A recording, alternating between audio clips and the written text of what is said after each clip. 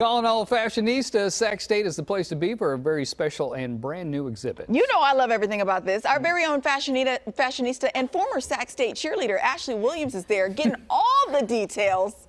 Regale us, darling.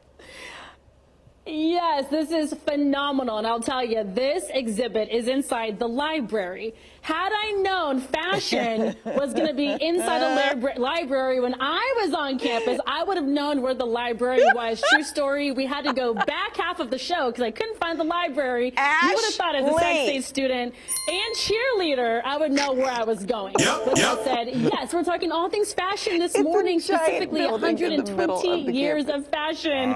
One exhibit. It's literally right in the middle. You're absolutely correct. This is Dr. Shin. Dr. Shin, good morning. Morning. This is so exciting. Tell me a little bit about the exhibit and tell me what this means for the community. So this exhibit is put together. It's actually a collaboration. We have our fashion, merchandising, and management program students, and also the Center for Sacramento History, and also other programs on campus.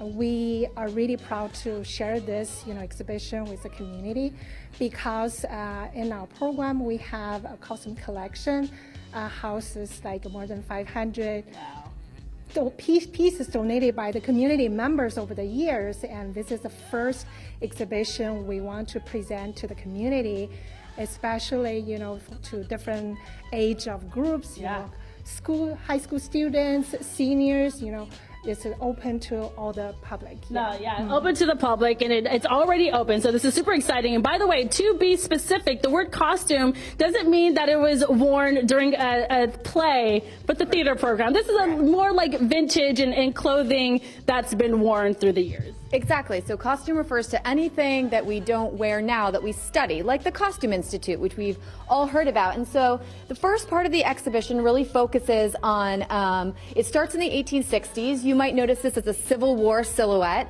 We had to ask students to build the understructures for these garments because otherwise they just don't sit correctly. So we had some very talented students build petticoats and what we call a cage crinoline for the actual term.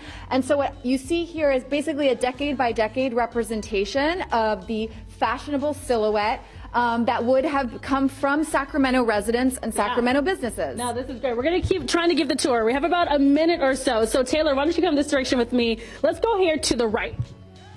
So here we have instances where students from our fashion merchandising and management program have used pieces from the collection. So this is a 1960s piece.